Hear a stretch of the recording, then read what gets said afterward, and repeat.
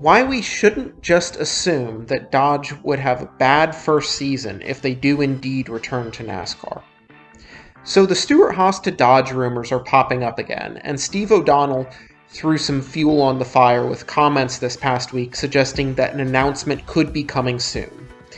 I've touched on the Dodge rumors briefly in previous videos, but I haven't committed a full video to it until now. It's easy to assume that Dodge would be in for a rough year in their first year back in the sport, but we shouldn't be assuming that. We all remember the last time that a new manufacturer entered NASCAR, when Toyota entered the Cup Series in 2007. They may have competed in the Truck Series for a couple of years at that point, but their maiden season in the Cup Series was a true disaster. In 2007, Toyota had 7 full-time cars coming out of 3 different organizations, those being Bill Davis Racing, Michael Waltrip Racing, and Team Red Bull. Those 7 full-time cars would combine for 92 failed qualifying attempts in 252 entries. That's a whopping 36.5% failure to qualify rate. So yeah, this was a disaster area. The highest finishing car in the owners' standings was Bill Davis's number 22 car, which was driven by Dave Blaney, and it finished 34th in owners' points. Those 7 cars would combine for a total of just 2 top 5s and 9 top 10s.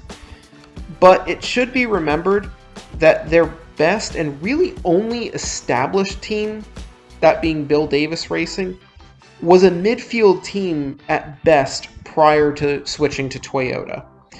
And Toyota was having to run and develop 2 cars simultaneously as NASCAR was phasing in the car of tomorrow on a part-time basis that season. If Dodge does re-enter NASCAR next year, their situation would be different. They would not have to simultaneously develop 2 cars, just 1. It should also be noted that, much to my frustration, failing to qualify for a race is largely a thing of the past. Also, even if SHR isn't one of the top 3 teams in NASCAR right now, they have been better this season than they were last year, and they are still near the top of the sport. Plus, no matter how you slice it, SHR is light years better than Bill Davis Racing was. Plus, Dodge has done this before. In 2001, Dodge returned to NASCAR following a 24-year absence, and they actually found success pretty quickly. They won 4 races that year, 2 with Sterling Marlin, 1 with Bill Elliott, and 1 with Ward Burton. Marlin would even go on to finish 3rd in points that year. So, disappointing seasons from new manufacturers aren't necessarily a given in NASCAR. Not only has a manufacturer been successful in its first season, Dodge has been the one to do it before. Also, if Dodge does come back, they'll likely adopt the small but mighty attitude that Toyota has had since they came into their own as a highly competitive manufacturer. They'd probably focus their efforts on 1 big team and 1 or 2 cars from a satellite team of said big team.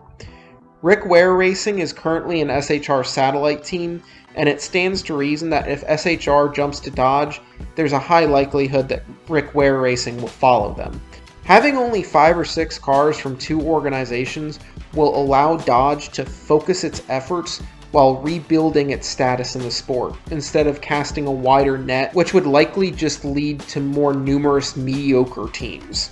So I'm not saying that Dodge is definitely going to be successful right when they come back.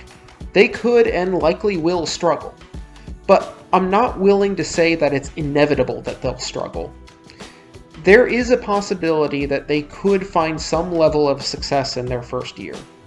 I'm still not even 100% convinced they are coming back at all, but these rumors keep popping back up, so it's worth taking them seriously. Anyway, super short video today. I hope you all enjoyed it. If you did, please like the video and subscribe to the channel, and thank you so much for watching.